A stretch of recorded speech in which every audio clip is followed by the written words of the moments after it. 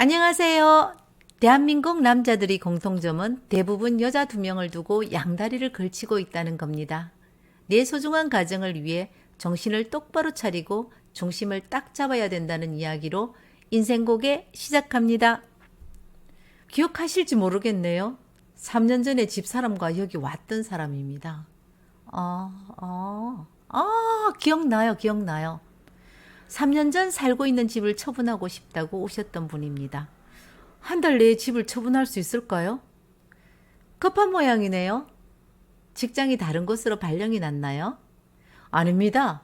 사정이 있어 그러는데 한 달 내에 처분할 수 있도록 꼭 좀 부탁드립니다. 이런 말 하기는 부끄럽지만 이번 달에는 우리 엄마가 집에 안 계시거든요. 그래서 언제든지 집 볼 수 있고요. 다음 달에는 꼭 전화를 주셔야 합니다. 제가 우리 엄마 몰래 집을 팔아야 되거든요. 네? 누구 집인데요? 제 집입니다. 제 명입니다. 사실은 우리 엄마가 우리 집 사람을 너무 싫어해서 나 도저히 이대로는 살 수가 없어서 그럽니다. 결혼할 때부터 우리 엄마는 집 사람이 대학 나왔다고 싫어했습니다. 사실 제가 대학을 못 나왔거든요. 집 사람이 말할 때마다 처음부터 끝까지 욕을 합니다. 그래도 집사람이 착해서 엄마에게는 참 잘했는데 시간이 갈수록 엄마 욕은 더 심해지는 것 같아요. 신혼 초에는 엄마 때문에 힘들다고 말을 했는데 그래도 난 우리 엄마니까 당신이 좀 참아라고 했죠.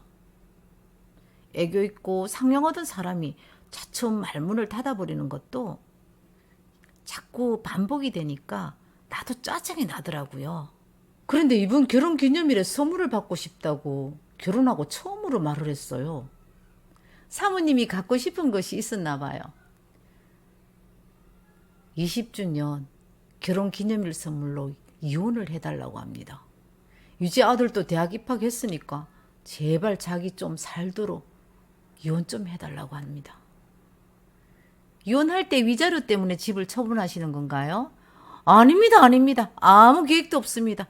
빠른 시일 내에 처분할 수 있도록만 좀 도와주십시오. 지나가다 커피 한 잔 마시고 싶어 왔다면서 아내분과 함께 사무실에 다시 오셨습니다. 와우, 얼굴도 너무 예쁘고 입고 있는 옷도 너무 예쁜데요? 어디서 샀어요?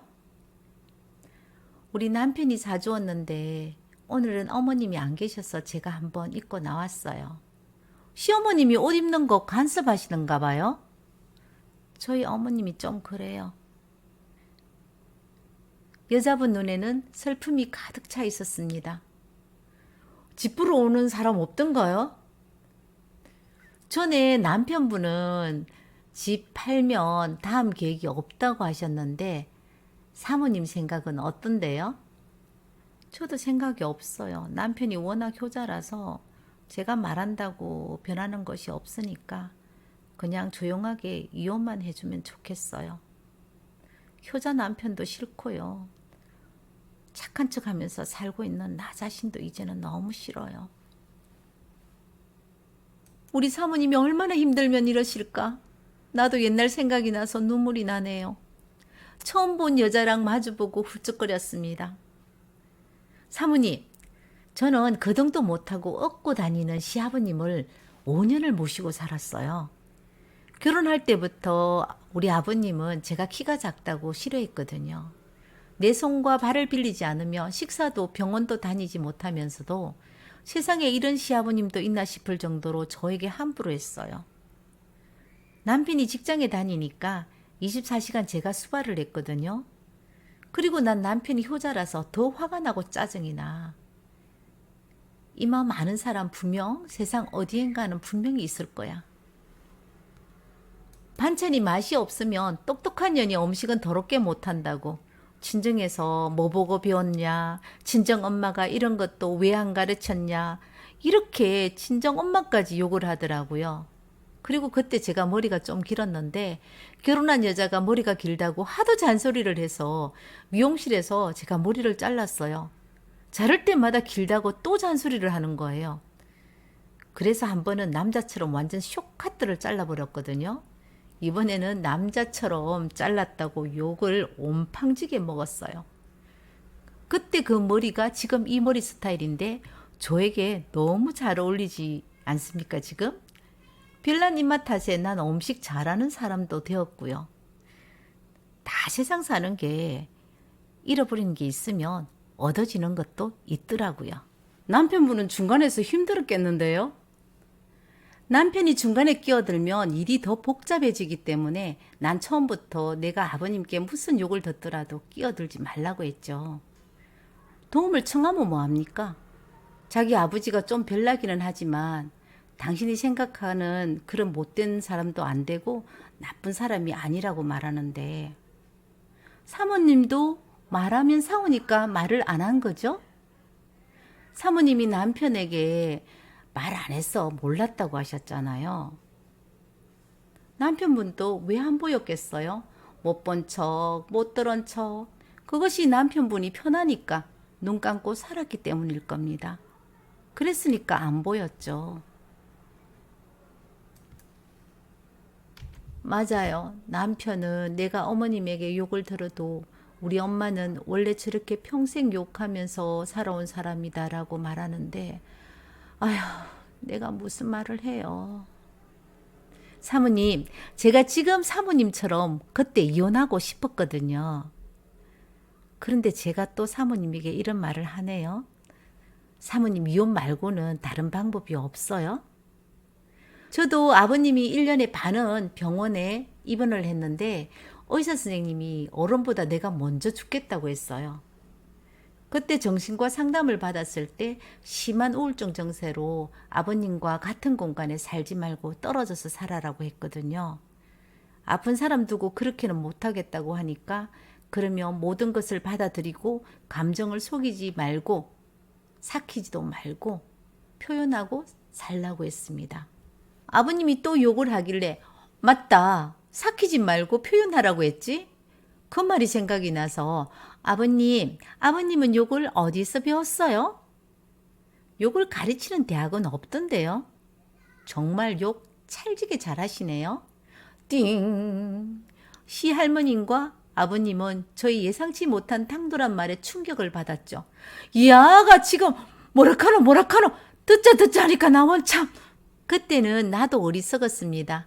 어른이 나빠서 그런 것이 아니고 아프니까 내가 가까이 있으니까 나에게 격화된 감정을 표출하는구나. 나만 참으면 집안이 조용하니까 무조건 참고 살면 된다고 생각을 했습니다. 점점 난 더 힘들어지고 어떻게 하면 죽을 수 있을까? 아파트 창문을 열 때마다 떨어질까? 운전을 하면 여기서 저 난간으로 돌진할까? 항상 이런 생각으로 살았습니다. 제 경험으로 서로가 힘든 경우는 같이 살면 안 된다고 생각합니다. 지금도 어머님과 같이 생활하세요? 얼마 전에 혼자 사는 이모님 집에 갔어요. 오시기 전에 남편은 집 팔고 다른 데로 몰래 이사 가자고 하는데 이사 간다고 부모 자식이 남남이 될 수 없잖아요. 나 혼자만 빠지면 되는데. 우리 엄마도 집사람에게 고맙다고 얘기해요. 그러다 며칠 후에 또 욕하죠. 어떻게 알아요? 사람의 감정은 한번 상하면 숨었다가도 또 불쑥불쑥 튀어나와요. 밉다고 악을 쓰다가도 또 저 애가 나인데는 정말 잘하는데 내가 잘못했구나 후회를 하고 또 악을 쓰고 욕을 합니다. 그 병 못 고치는 병입니다. 죽어야 고치는 병이죠. 그래서 전 엄마 없을 때 집 팔고 도망가서 숨어서 살까 그런 마음이 있어요. 숨어서 살면 남편분 마음이 편하게 살 수 있을 것 같아요. 난 지금도 그때 이혼하지 못한 것을 후회합니다. 받아들이며 살기에는 너무 힘들었기 때문입니다. 잘난 아들 살아보니까 별거 없네요. 이제 트럭으로 갖다 준다고 해도 내가 싫습니다. 큰소리 빵 치고 나오지 못한 것을 후회하고 살았어요. 나 혼자만 아니라 내 자식들도 같이 그 고통 속에서 살았는데 다행히 아이들이 잘 자라줘서 고맙고 감사합니다. 내가 이혼하겠다는 이유 중 하나가 아들도 포함되어 있습니다. 왜? 아들이 할머니하고 살지 않겠다고 해요? 아니요. 성질대로 안 되면 어머님처럼 나에게 욕도 하고 나를 무시를 하니까 이제는 남편도 자식도 정말 정말 정 떨어져요. 결혼한 아들과 어머님 두 가족이 한 지붕 아래에서 살면 갈등이 생기는 것은 당연합니다. 부모 자식하고도 찢고 뽑고 사는데 며느리는 남이 우리가 살던 공간에 들어왔잖아요. 그러니까 어쩔 수 없죠. 이혼할 수 없다면 남편분 말처럼 어머님과 분리해서 사는 방법도 좋을 것 같습니다. 이제는 아들도 20살이 넘었으니까 망나니로 살아도 자기 인생이니까 내버려 두세요. 남편이 형제들에게 사정을 말해보세요. 이런저런 사정으로 집사람이 너무 힘들어하니까 엄마를 형제들 중에서 좀 모셔달라고요. 그러면 엄마에게 필요한 돈은 내가 부담하겠다고 부탁을 정중하게 한번 해보세요. 난 이제는 내 가정이 최우선이고 당신이 싫다고 하면 엄마도 등지고 살 수 있다. 당신 하라는 대로 내가 다 해볼 테니까 이혼하고 싶다면 나에게 기회를 한번 주고 안 되면 그때 이혼해도 안 늦잖아. 결혼을 해서 한 가정을 이루었으면 내 아내, 내 자식, 내 가정이 최우선이 되어야 합니다. 이렇게 말하면 연세 드신 분들은 섭섭할지 모르겠지만 섭섭해도 어쩔 수 없이 인생이 그런 겁니다. 아내와 자식을 버리고 효를 하겠다는 것은 부모 자식 모두가 불행하자는 얘기입니다. 그 후 집은 처분되었고 한 가정은 떠났습니다. 그런데 오늘 그 남편이 깡마른 몸으로 사무실에 방문을 했는 겁니다. 조용하게 남자는 말합니다. 오늘이 우리 집사람 49제 끝나는 날입니다. 내 욕심에 난 집사람을 스스로 세상을 동지는 사람으로 만들었습니다. 그때 결혼기념일 선물로 이혼해주지 못한 것을 후회합니다. 사랑도 너무 지나치면 독이 됩니다. 지독한 사랑의 독주보다 달콤한 와인 같은 사랑으로 부모도 자식도 사랑합시다. 힘든 하루 오늘도 수고하셨습니다.